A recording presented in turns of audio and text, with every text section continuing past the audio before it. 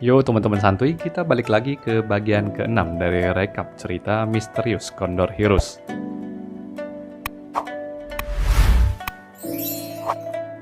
Melanjutkan cerita yang sebelumnya, Qiu Qianren yang mengetahui bahwa Xianzhen menguping pembicaraan mereka mengancam Xianzhen apakah dirinya bisa melihat perguruan tapak besi hancur karena perbuatan Yao Ze yang hendak membocorkan bahwa Qiu Qianren telah pembunuh Sang Kuanan. Ia meyakinkan Xianzhen bahwa sebagai murid tertua dan lelaki yang disukai Cailan, perguruan tapak besi pasti akan diwariskan kepadanya. Xianzhen yang tidak dapat memaafkan perbuatan Qiu Qianren membuat gurunya ini gelap mata dan menyerang dirinya. Cailan yang melihat kejadian tersebut melerai dan menyuruh Xianzhen pergi. Setelahnya Qiu Qianren menuduh Xianzhen sebagai pengkhianat. Xianzhen lah otak di balik perbuatan Yao Ze yang hendak mencuri kitab 9 bulan di Chuanzhen. Bahkan demi menutupi perbuatannya tersebut, Xianzhen tega membunuh Yao Ze. Qiu Qianren mengutus murid-muridnya untuk memburu dan mencari keberadaan Xianzhen. Walau Cailan dan rekan-rekannya tidak percaya, tapi mereka tetap menjalankan perintah Qiu Qianren.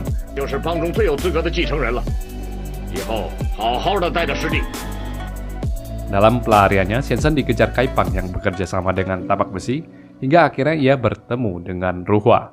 Kedua muda-mudi ini saling meluapkan kekecewaan terhadap guru mereka masing-masing. Ruhua berniat meninggalkan Ouyang Feng setelah menyerahkan kalajengking beracun, agar Ouyang Feng mampu melatih ilmu kataknya ke tingkat ke-7.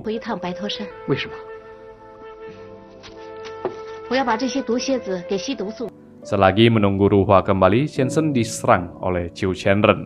Di saat kritisnya, Huang Yaoze muncul menyelamatkannya lalu mengatakan ia berniat mengangkat Xianzhen sebagai murid. Qiu Qianren mundur setelah mendengar pernyataan Huang Yaoze, tapi Xianzhen menolak permintaan Huang Yaoze, walau ia diberitahu bahwa pribadi Huang Yaoze ini tidaklah mudah untuk mengangkat murid.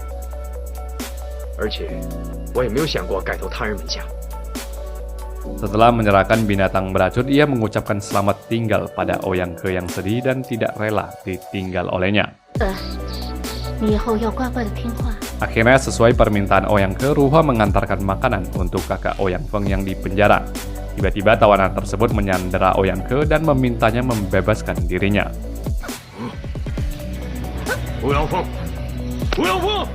Secara tiba-tiba kakak Ouyang Feng muncul di belakang diri Ouyang Feng dan terkena pukulan Hama Kong tingkat ke-7 hingga tewas.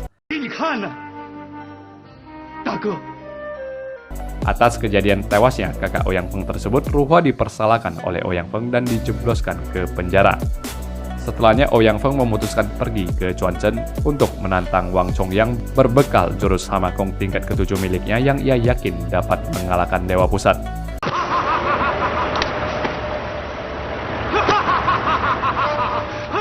Tapi dalam adu tenaga singkat, Ouyang Feng dikalahkan dan terluka cukup dalam oleh Wang Chongyang.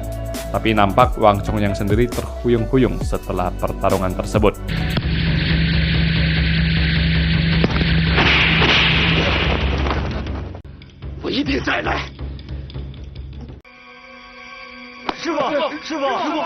Di kediamannya, Chu Lingfeng berhasil menguasai jurus Sentilan Maut, berniat mengadu tekniknya dengan Xianzhen, namun Xianzhen menolak dan akhirnya diizinkan pergi dari sana. Baru saja pergi tidak jauh, dia ditemukan oleh Qiu Qianren. Qiu Qianren menyerang Xianzhen bertubi-tubi, hingga bahkan Cailan yang melindungi diri Xianzhen tewas akibat tendangan ayahnya sendiri dan Xianzhen terjatuh ke dalam jurang. Qiu Qianren menggendong jasad putrinya sambil mengeluhkan ketidakberuntungannya demi mendapatkan kitab 9 bulan. Zhou Butong terkejut ketika menemukan Xianzhen dalam keadaan terluka parah.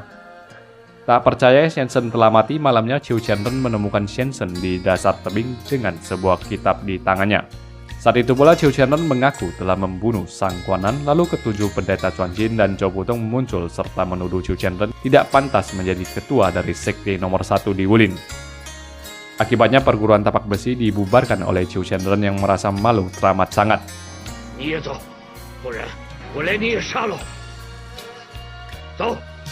Di negara Qin, Feng Heng yang berpura-pura menerima cinta penasihat kiri menusukkan pisaunya ke tubuh penasihat kiri.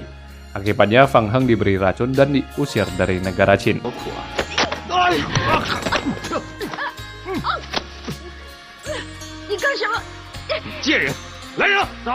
Kembali ke Chu Shenren, ia berhasil menemukan Shensen yang sedang menyesali nasibnya pula di hadapan Nissan Cailan. Chu Shenren dengan segera menyerang Shensen, namun ia sendiri yang terpental karena Huang Yause muncul dan membantu Shensen. Setelah itu Shensen tidak mampu menghabisi gurunya sendiri yang terluka parah oleh tenaga dalam Huang Yause. Shensen mengusir gurunya pergi dari sana.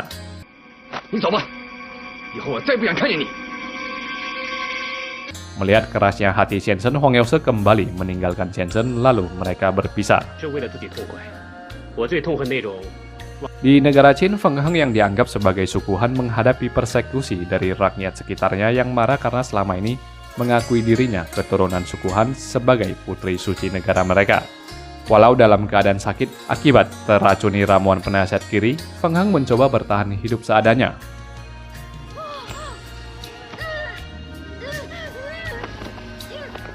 Lepas dari ancaman gurunya, Shensen menuju ke kediaman Ouyang Feng, kemudian membebaskan Ruhua. Tindakannya diketahui oleh Ouyang Feng dan para murid wanitanya yang melumpuhkan kedua pasangan ini.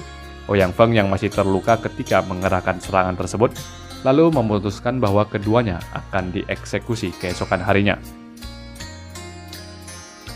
Esok harinya, kedua pasangan ini membuat pengakuan cinta di hadapan Ouyang Feng. Chow Putong muncul di sana lalu meminta pengampunan darinya. Ouyang Feng berkata akan mengampuni nyawa Shensen apabila dirinya mampu menahan satu tapak miliknya. Saat serangan dilancarkan secara tiba-tiba, Ruhua menahan serangan tersebut dan menempatkan dirinya di antara Shensen dan Ouyang Feng hingga membuat kedua pasangan ini terluka dalam. Dengan kata-kata manisnya, Chow Putong berhasil membujuk Ouyang Feng untuk melepaskan Shensen, namun Ruhua tetap ditahan di sana. Malamnya, Chow Putong mengajak Shensen menemui Huang Yause agar membujuknya untuk membantu Shensen membebaskan Ruhua, karena Chow Putong tahu Ouyang Feng tengah terluka dalam ketika melawan kakaknya.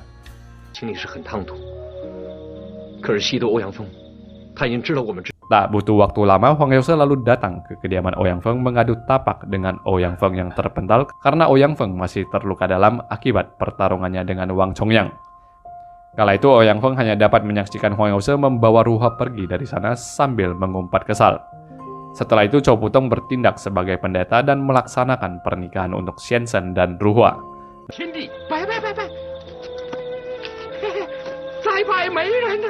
Dalam perjalanannya menuju negara Qin, Huang Yause menemukan Lu Zhentian, seorang kenalan yang dulu pernah ditolongnya dalam keadaan sekarat, lalu menyembuhkannya. Ketiga pemuda ini menghaturkan terima kasih sembari memperkenalkan dirinya sebagai Wu Mingming dan Peng Mo, teman Lu Zhentian, kepada Huang Yause. Huang Yause mengagumi tekad ketiga pemuda tersebut dan mengabarkan bahwa Feng Heng telah diusir dari istana Qin karena batal menikahi penasihat kiri. Lalu mereka semua berpencar mencari keberadaan Feng Heng sembari Huang Yause membasmi para anggota sekte Saman yang dianggapnya sebagai musuh. Dalam satu momen, Feng Heng yang penampakannya berubah menjadi tua renta karena racun dari penasihat kiri terkejut melihat Huang Yause di sebuah rumah makan. Malu tak berani menampakkan diri, Feng Heng pergi meninggalkan Huang Yause lalu menyembayangi Dewa Bumi.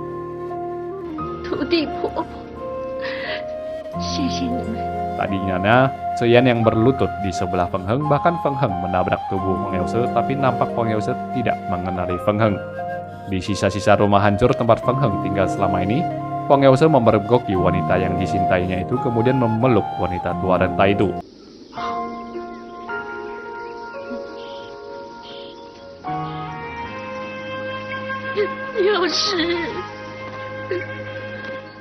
Feng Heng mengaku dia adalah keturunan suku Han, lalu mengatakan tubuhnya menjadi renta karena penasihat kiri yang telah meracuni dirinya. Terbakar amarah, Huang Yause pergi ke sekte Saman dan menyerang sekte tersebut.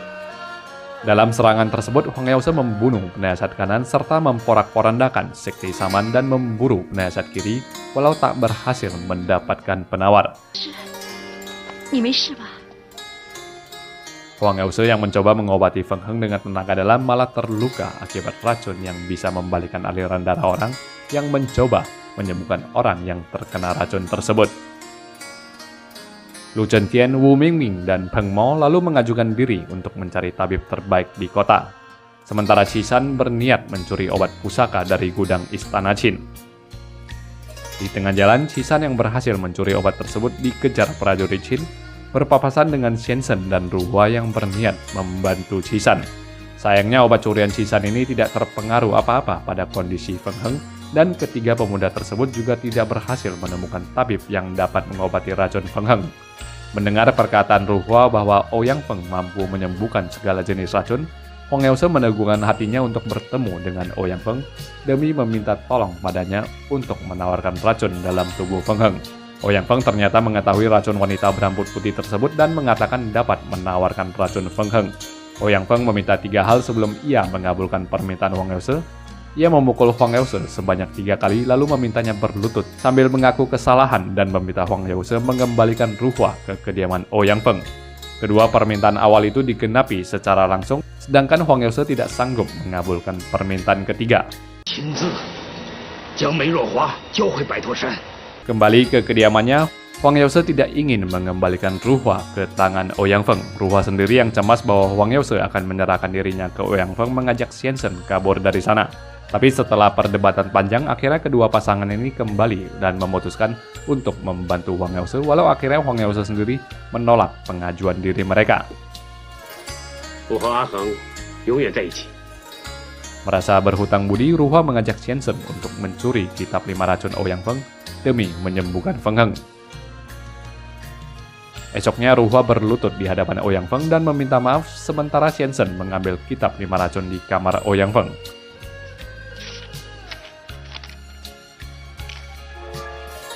Setelah berkali-kali memukul Ruhua hingga tak sadarkan diri, Ouyang Feng kembali ke kamarnya untuk bermeditasi.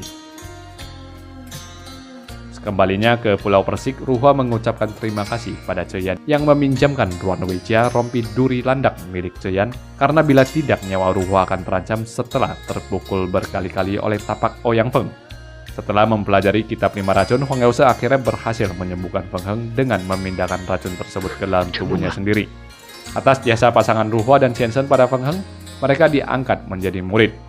Xianzhen diberikan nama Chen Xuanfeng, sedangkan Mei Ruhua diberikan nama Mei Chaofeng. Ketiga pemuda tadi juga diangkat menjadi murid.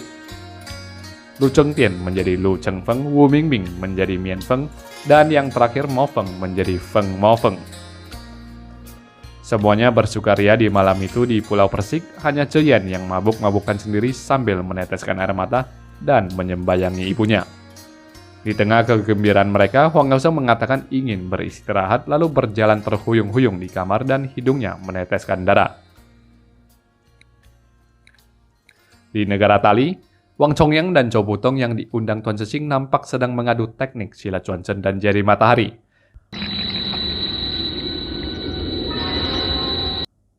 Kala itu, kedua pendeta ini diperkenalkan dengan Li Hui, selir dari Tuan Cixing yang terkenal akan kecantikannya. Zhou Butong yang biasanya kekanak-kanakan nampak terkesima akan kecantikan Li Hui. Zhou Butong mengejar Li Hui kemudian mengajaknya bermain sembari memberikan setangkai bunga.